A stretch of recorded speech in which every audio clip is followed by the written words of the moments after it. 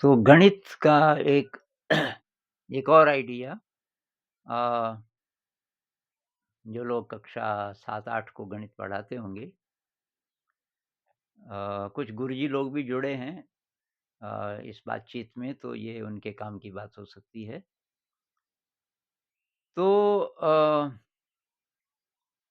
ये एक आयत है, इस आयत की लंबाई 12 सेंटीमीटर और चौड़ाई 8 सेंटीमीटर है। तो ये तो बच्चे जानते ही होंगे, इसका क्षेत्रफल होगा 12 गुणा 8 और एक ग्राफ पेपर पे मैंने बनाया था इधर से बच्चे जिनको ठीक से समझ नहीं आता तुरंत तो ये गिन भी सकते हैं कि भई ये 12-12 की 8 लाइनें हैं, तो 12 आठे 96 या 8-8 की 12 ये इसका क्षेत्रफल होगा। तो ये सुबह मेरे दिमाग में आया कि इससे हम समलंब समलंब पे जा सकते हैं क्या आयत से? तो मान लीजिए कि इसको मैं ऐसे काट दूँ, ऐसे बीच से, विकर्ण से नहीं, ऐसे। तो ये जो 2 टुकड़े होंगे, ये दोनों ही समलंब बन जाएँगे। तो ये मैंने एक दूसरा पीस लिया इतना ही बड़ा और उसको काटा हुआ है इधर से। तो इसको मैं इधर रख देता हूँ। ये मैंने उसी पीस को उतने ही बड़े को काट के ऐसा कर दिया। तो ये 12 था, ये भी 12 है, ये 4 है, ये 8 है। इधर ये 5 है और ये 7 है। ऊँचाई तो वही है 8। तो अब बच्चों को आप ये बोल सकते हो कि भई अलग-अलग इनका क्षेत्रफल निकालो। सूत्र होता है समांतर भुजाओं का योग बटे 2 गुणा ऊँचाई। यानी कि 8 और 5 13, 13 बटे 2 गुणा 8 या 2 से ये कट जाएगा तो 4, तो 13 चौको 52 इसका हो जाएगा। और उसी तरीके से समांतर भुजाओं का योग 7 और 4 11 बटे 2 गुणा 8 तो 44 इसका हो जाएगा। ये बच्चे हिसाब लगा लेंगे और फिर इन दोनों को जोड़ करके इतना आना चाहिए। तो मैंने इसमें रंग भी लगा दिया है, ये लाल है, एक हरा है। हरे वाले का भई कितना है और लाल वाले का कितना है, दोनों का जोड़ के कितना है। और वो इधर से भी गिन सकते हैं, दूसरी साइड से फिर गिन के हिसाब लगा सकते हैं। इसमें जो ये पूरे-पूरे खाने हैं वो तो ठीक है, अब ये जो पूरे से कम हैं तो ये किनारे से कौन किसका जोड़ा किससे बनेगा, ऐसे-ऐसे करके जो थोड़ा स्लो बच्चे हैं जिनको तुरंत समझ नहीं आता, वो ऐसे गिन कर भी इसका हिसाब लगा सकते हैं। तो ये अगर ऊँचाई बराबर हो, दोनों की ऊँचाई बराबर है, तो इससे आप एक और कॉन्सेप्ट सिखा सकते हो। एक और कॉन्सेप्ट इसमें ये आ सकता है, कागज़ कहाँ गया? इधर है। और कॉन्सेप्ट ये हो सकता है इसमें कि इन दोनों का एक साथ भी आप कर सकते हो। समांतर भुजाओं का योग मतलब ये 8 धन 5 बटे 2 और गुणा 8 ये तो है ये वाला, प्लस ये है आपका 4 धन 7 समांतर भुजाओं का योग बटे 2 गुणा ऊँचाई 8।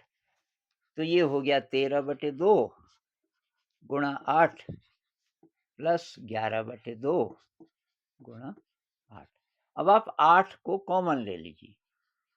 ये जो कॉमन ले लीजिए, ये बहुत बच्चों को समझ नहीं आती बात। हो सकता है कि एक और तरीके से भी आप करें, तो बात समझ आ जाए। 8 को हमने बाहर ले लिया, तो यहाँ बचा 13 बटे 2 प्लस 11 बटे 2। हर समान है, तो 8 और ये 13 और 11 24 बटे 2। तो ये बराबर हो जाएगा 8 गुणा 12 जो कि आयत का भी था 12 गुणा 8 या 8 गुणा 12 यानी कि 96 सेंटीमीटर स्क्वायर। तो ये एक नया कॉन्सेप्ट है।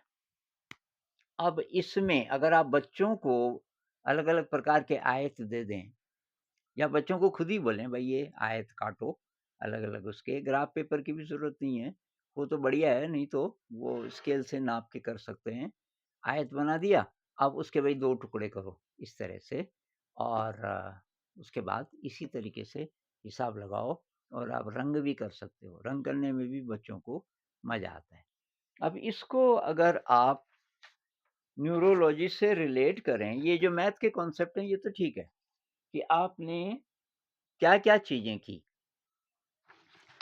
आपने रंग डाल दिया, रंग डालने से ब्रेन का ये हिस्सा काम करेगा अब, विज़न वाला हिस्सा काम करेगा, अगर आपने ब्लैक बोर्ड पे कर दिया, विज़न वाला काम नहीं करेगा और अगर आपके पास वो है आजकल वो क्या होता है जो दीवार पे लगा देते हैं वो बड़ा-सा अ, स्मार्ट बोर्ड या जो भी, उसपे है तो तब तब और भी मुश्किल है, उसमें से तो उठा नहीं सकते ना, उसको छू भी नहीं सकते। तो इसमें और ये रंग लगा के और ये कागज़ काट के इसमें क्या फ़र्क है मैं वो थोड़ा-सा बताने की कोशिश कर रहा हूँ। अगर आपने रंग भी डाला तो अब दिमाग को रंग को भी डिकोड थोड़ा-सा करना पड़ रहा है। अब एक तो हम कह रहे हैं कि एक छोटा है ज़रा, एक ज़रा बड़ा दिख रहा है, लेकिन हम ये भी कह रहे हैं कि ये लाल वाला और ये हरे वाला। तो आपका ये जो विज़न वाला इलाका है, ये वाला, तो ये इस समय एक्टिव हो गया, यहाँ के न्यूरॉन्स एक्टिव हो गए। टच, बच्चे उसको हाथ पे ले रहे हैं। ये जो टच वाला जो एरिया है, आपने उसको भी छू दिया। अगर बच्चों को आपने कैंची भी दे दी भाई काटो इसको, तो ये मोटरिक लर्निंग वाला जो एरिया है, मोटर मतलब मांसपेशियाँ, तो मांसपेशियों का बैलेंस, कोऑर्डिनेशन वगैरह-वगैरह ये।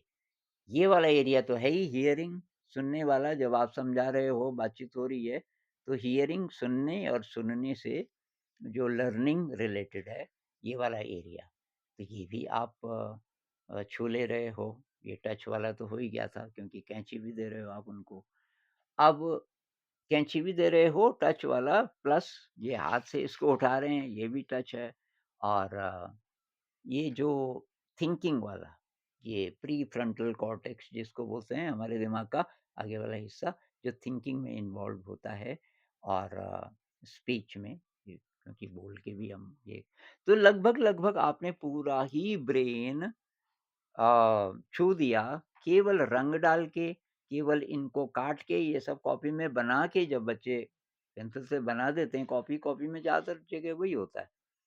तो उसमें ये सब फिर आप ब्रेन का बहुत छोटा हिस्सा छू रहे हैं।